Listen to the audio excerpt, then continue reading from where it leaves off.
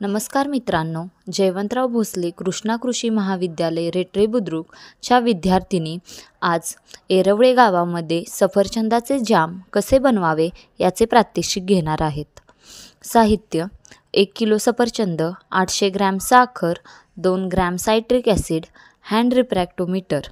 कृती: सर्वप्रथम सफरचंद स्वच्छ धुवून घेऊन त्याची बारीक कापे करावीत. ती बारीक कापे गॅसवरती एका पातेल्यामध्ये मऊ शिजण्यासाठी ठेवावीत.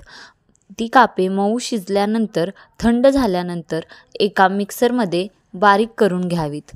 बारीक कापे एका पातेल्यामध्ये घालून त्यामध्ये गॅसवर ठेवावीत. त्यामध्ये साखर 800 ग्रॅम व 2 ग्रॅम सायट्रिक ॲसिड घालावे.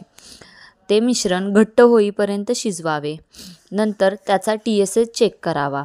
64 ते 67 दरम्यान TSS असेल तर आपले सफरचंदाचे जाम तयार आहे.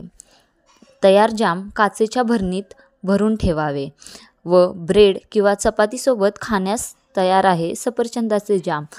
तर तुम्हीही तुमच्या घरीच या प्रकारे सफरचंदाचे जाम बनवू शकता आणि यामधून उद्योगही निर्माण करू शकता. धन्यवाद.